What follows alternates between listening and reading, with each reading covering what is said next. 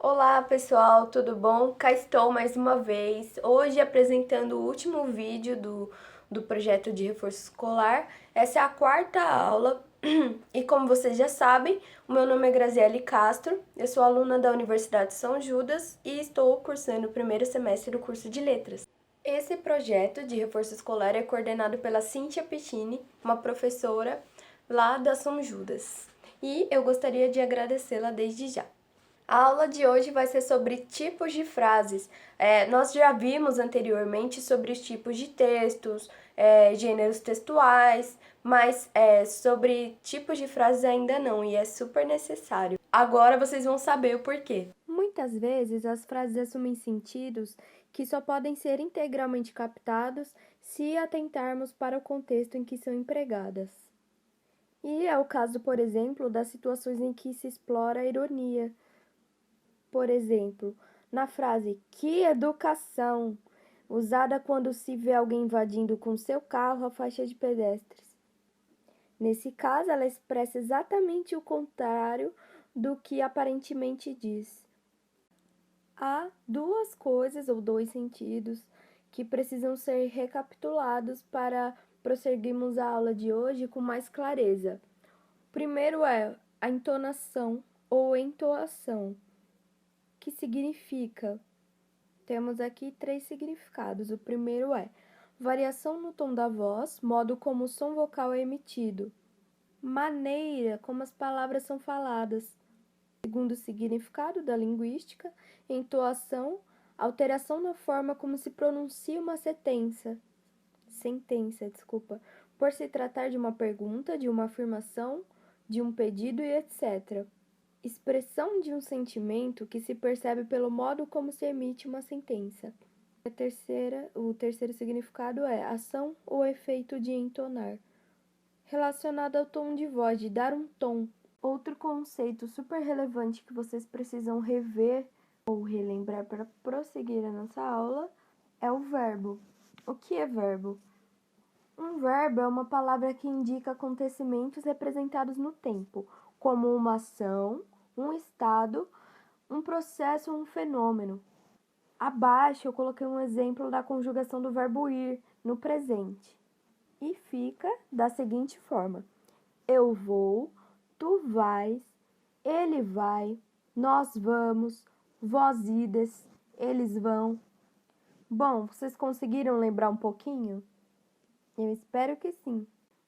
Bom, agora que vocês já sabem o que é a entoação, como ela se aplica na frase falada e na expressão escrita? Bom, a entoação é um elemento muito importante da frase falada, pois nos dá ampla possibilidade de expressão, certo?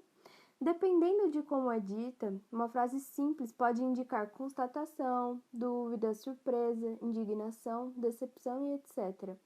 Na língua escrita, os sinais de pontuação podem agir como definidores do sentido das frases. Abaixo segue os exemplos que eu vou apresentar para vocês.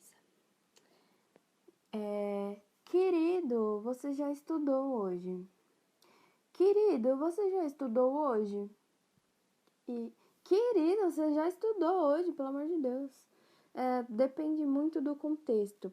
Por exemplo, eu vou usar a frase interrogativa, que é a que faz perguntas. Imaginem aí que vocês são estudantes muito preguiçosos e que a sua mãe tenta pegar no pé de vocês, ou seu familiar pega muito no pé de vocês.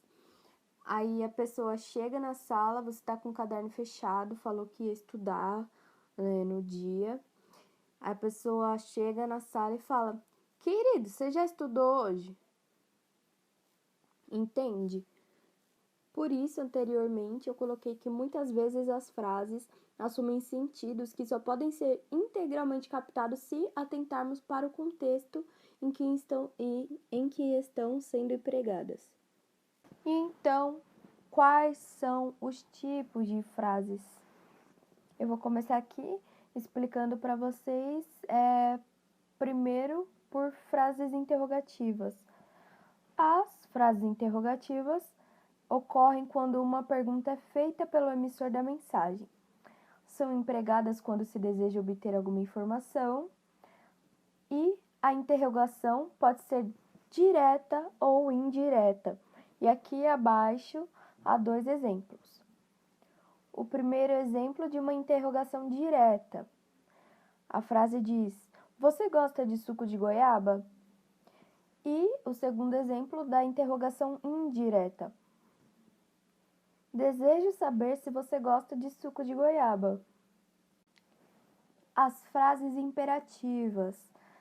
Elas ocorrem quando o emissor da mensagem dá uma ordem, um conselho ou faz um pedido, utilizando o verbo no modo imperativo.